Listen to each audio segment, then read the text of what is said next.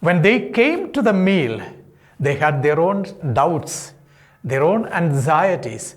What would be the outcome of it? They still remained sinners, tax collectors. But once the meal was shared, they went back home totally changed, redefining their lives. They were no more sinners and tax collectors. They were emperors and empresses. Moolam samiksha yatra gamyata sarvesha margam tadhaiva pravritti. Moolam samiksha yatra gamyata sarvesha margam tadhaiva pravritti. Sisters and brothers, a very hearty welcome to each one of you to this monthly Recollection Talk in the month of February 2025. As all of us are aware, it's just 2 weeks after the Christmas octave is over. We say, in accordance with the Church's liturgical calendar, we are in the ordinary season. Yes, in the ordinary season between Christmas and the forthcoming season of Lent. Perhaps it's a time of about 1 to 1.5 months. But this specific ordinary time has something very intensifying to communicate to us. It's all about our life in its ordinariness. As someone who is teaching about the sacrament of the Eucharist, I just thought I would share with you in this month of February, before we commence the Lenten season, about the concept of the meal very specially envisaged in the sacrament of the Eucharist.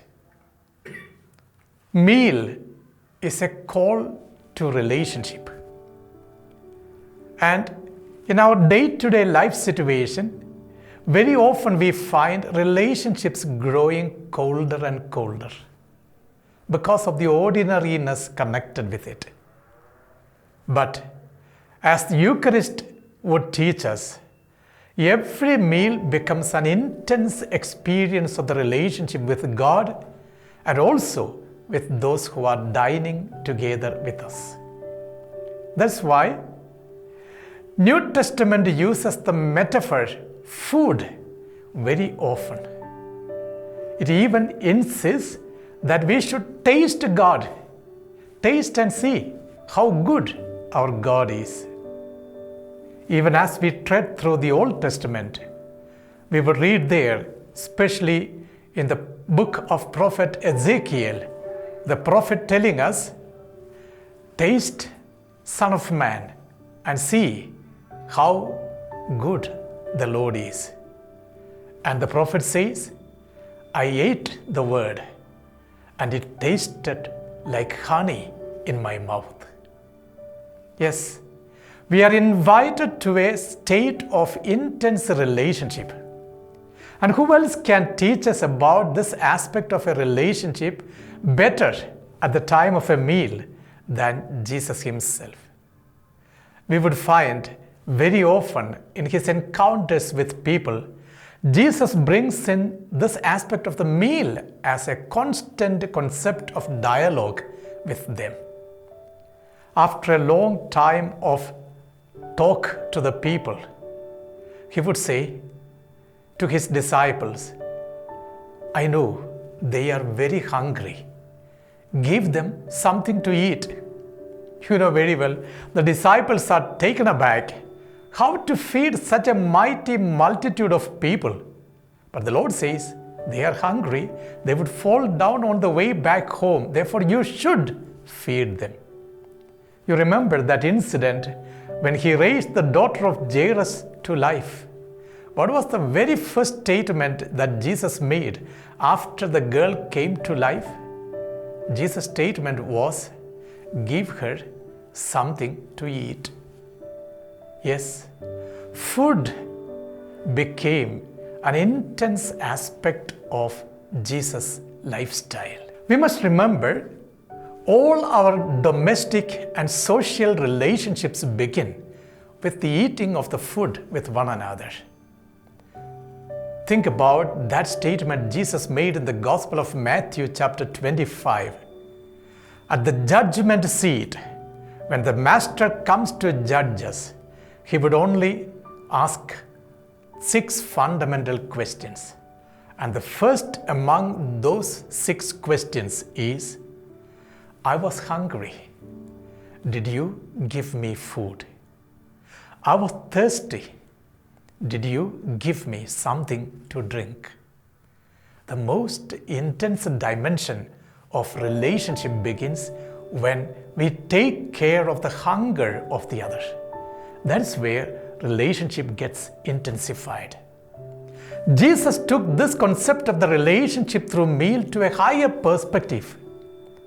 One of the most recurring accusations that people had against Jesus was that he is eating with sinners and tax collectors. And in spite of the criticisms that people raised against him, Jesus continued to eat, dine, and share meal with them. You know, when they came to the meal, they had their own doubts, their own anxieties. What would be the outcome of it? They still remained sinners, tax collectors.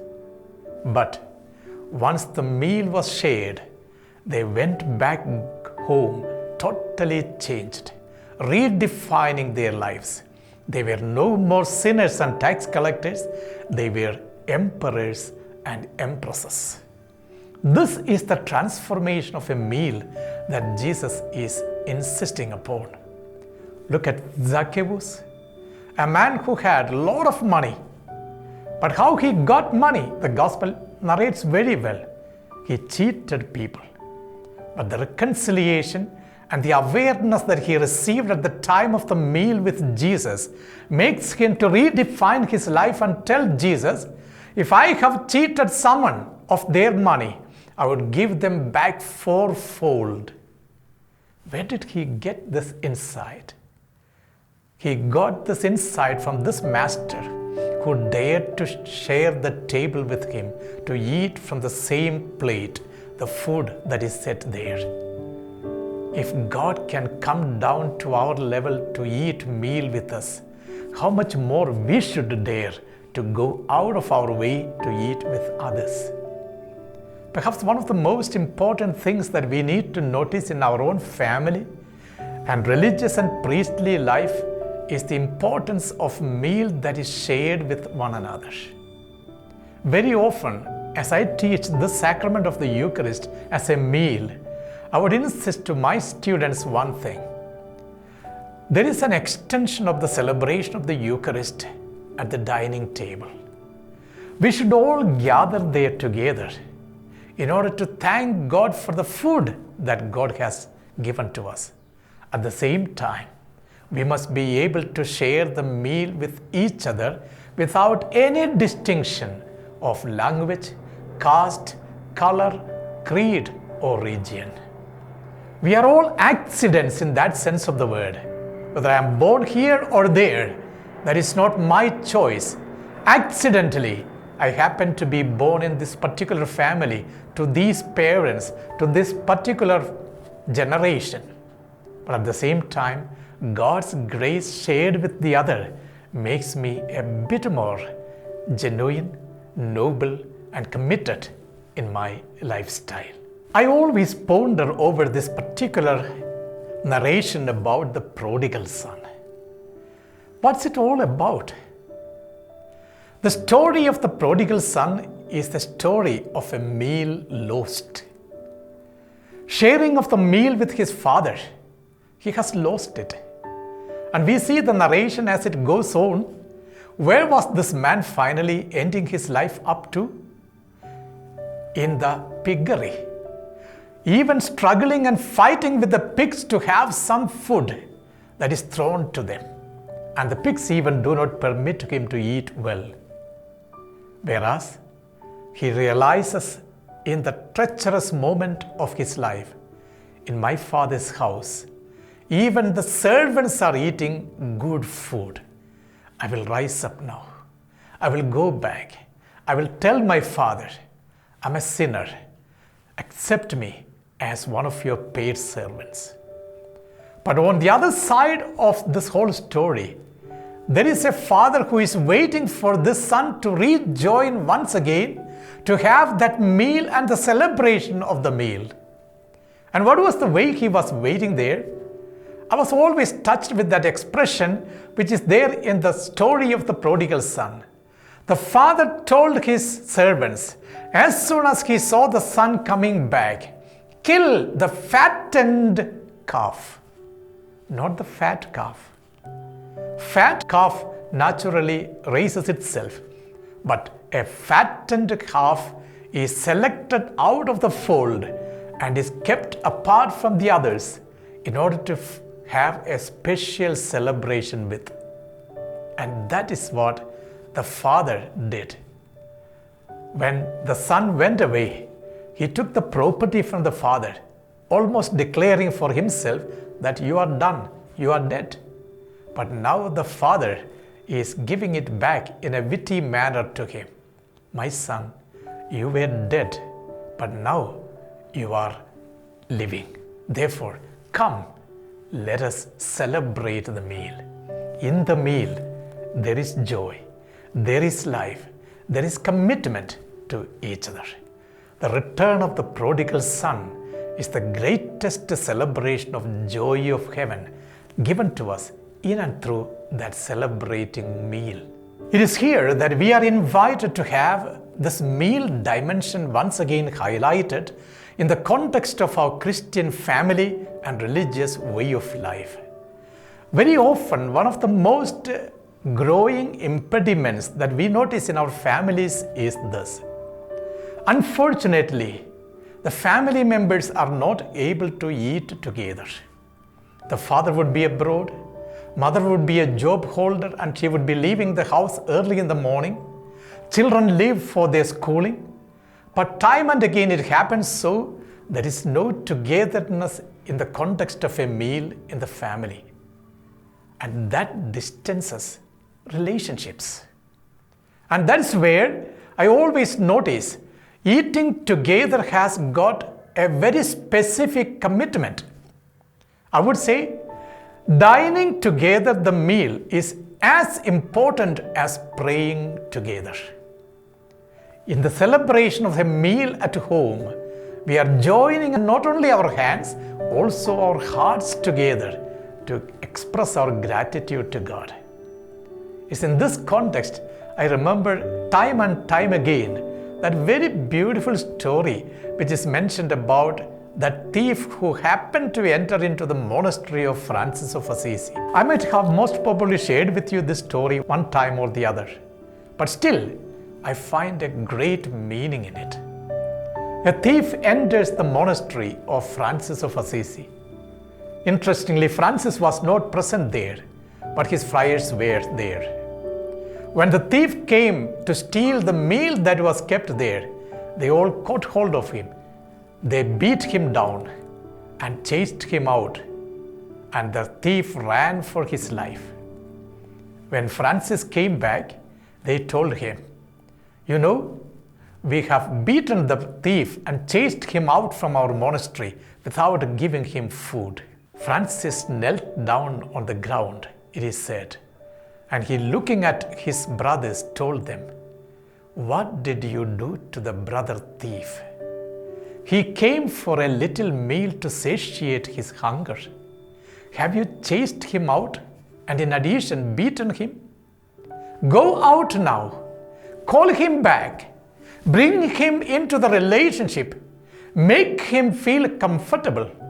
And it is said, all the brothers who were gathered there went out crying out, brother thief, come back and have meal with us." Yes, my sisters and brothers, what a vocation that we have.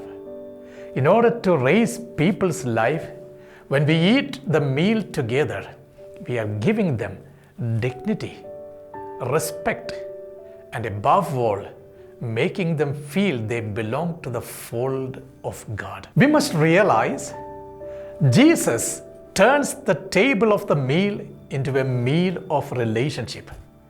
And it's not merely a relationship, it's a passionate commitment that he is making to the meal. I always cherish that statement of Jesus. At the last time when he was having the meal with them, he tells them one thing: "Now onwards, I shall be drinking the wine only in eternity together with all of you." Yes, my brothers and sisters, that has a meaning. It's a passionate sharing of his life that he is making there. He is telling, I will not drink wine anymore until we come together in eternity to drink it. That means I keep the best part of my life for your sake until you join me together in that bond of relationship at the side of the Father. Very often, I've seen this thing happening in the context of our own families too. I have a lesson learned from my grandfather. They were of course farmers, and he is the one who gets good amount of the meal in the family because he was physically working in the field.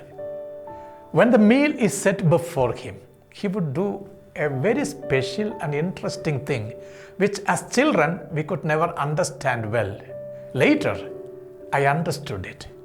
What he did was this: when the rice is kept in front of him in the plate, with his hand he would make a division in the middle. 2 portions are set. Thereafter, he would pour the curry into the rice of the one portion and he would eat it. Later, I understood it was a precautionary measure that he did for his wife's sake, my grandmother. In the course of doing all the works in the family, feeding everyone in the family, it is naturally possible in the given situation of that time that grandmother did not get food sufficiently. See, this man, knowing and foreseeing what would happen in the course of time, divides the portion of the rice which is kept in front of him and keeps it for the sake of his wife, my grandmother. The intense relationship, the possibility of sharing, and the commitment that they show to each other when they dine together can never be forgotten. This is where meal becomes Eucharist at home. I would equally consider the dining table as a school. When we all joined the minor seminary, our rector, Father Thomas Anikala, used to tell us one thing. When you come to the refectory, and if you happen to take the meal first, make sure take the smallest portion so that those who come after you get sufficient food. This is the greatest learning curve that I made in the minor seminary as I joined the seminary. I was only a teenager at that time, just 15 plus years of age. And a message that was given by the senior person in the community, the rector, is still lingering in my mind and heart. It is the most important learning curve of my life, the dining table. I always look at the gospel to see how this aspect of gratitude, love, relationship and sharing is done in the meal. You would see most of the teachings of Jesus emerged at the dining table. He was invited, fortunately, for many banquets. It is said there are mentions about 40 banquets in the gospel in which Jesus participated or about which Jesus narrated. Participating in these meals and banquets, Jesus had wonderful opportunity as well to evaluate people. So for him personally, one of the most ingredient aspects of a meal is, in the meal, there should be love. There should be intense relationship. I'm always taken back to that banquet table of Simeon, the Pharisee, the rich man, who invited Jesus to his meal. Jesus was there. He provided him with sumptuous meal, and there comes a woman into that banquet hall. What does she do? She was uninvited. At the same time, she goes to the feet of Jesus, begins to sit there, cry, shed her tears onto his feet, begins to wet his feet with her tears, and wipes his feet with her hair. Simeon, in his mind, is asking the question, if he is truly a prophet, will he not know who this woman is? Jesus awaits this question from him, and he says, Simon, I have something to tell you. You called me here to this meal. I came in. You never gave me a kiss. You never washed my feet. You never wiped my feet.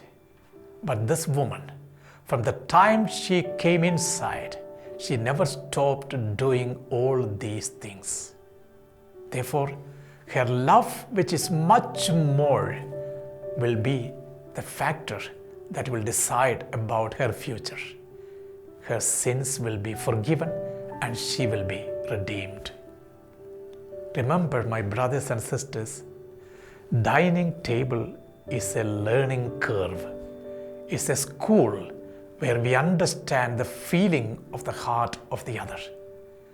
It is a time when forgiveness takes place, reconciliation happens, and people begin to realize love alone suffices. Many things that have happened in my life, in the darkness of my life, will not be any more happening once a reconciling meal is shared. That's why, except in one case, we will never see people getting up from the dining table. And the only one who got up during the meal and went away from the table is Judas. And the Lord says, the one who has dipped the bread with me in the chalice will betray me. And the devil entered him and he went away into darkness. Very rarely we see people shouting at the time of the meal, people getting angry during the meal, and getting away from the meal and going into their own privacies. Every meal is a redefining moment of our love relationship. A second beautiful aspect of the meal, which it becomes a time of a learning for us, is a meal is a time of gratitude. I have never seen a person in my life who is so gratefully eating the food, Jesus Christ. Each time he lifted up the bread, he gratefully thanked God for the meal that he received. And that was the attitude of gratitude that Jesus showed. You know, hailing from a country called Palestine, which is one of the poorest countries for that matter, to have 3 times meal a day was not an easy task. And therefore, for Jesus and his 12 companions, 13 young men who are wanderers, to have their fill was not easy at all. It is there. Jesus speaks about that man who goes to his friend in the middle of the night and asks him the question, "Can you lend me 3 bread?" Normally for a Palestinian, 3 bread is a meal. And that is the kind of lifestyle that Jesus lived. He did not have food to eat. He lived at the mercy of the other. Therefore, every time when he had the meal, the food in his hand, he lifted up his hands with the bread and thanked God for it. You know the story of the disciples on the way to Emmaus. They were traveling with him all through, but they never recognized who he is. But at the time of the meal, when he took the bread with gratitude and raised it up to God, their eyes were opened and they recognized his presence in their midst. Sisters and brothers, it's time for us to return home, to wear the white robe and you enter the dining hall with the Master, to sit along with Him with a sense of reconciliation, forgiveness, and an attitude of gratitude, to have that meal which can be a life-giving meal of our life. Get back to your family. Get back to your community. Get back to your best friend, your spouse, your husband, and your wife. Share the meal together in love and affection. And there you will have the extension of the sacrament of the Eucharist, the greatest meal shared by the Lord in our lives. Let's be grateful people, eating the food with a sense of Eucharistic mindset and spirituality. God bless us all. Amen. मूलं समीक्ष्य यत्र गम्यता सर्वेषां मार्गं तथैव प्रवृत्तिः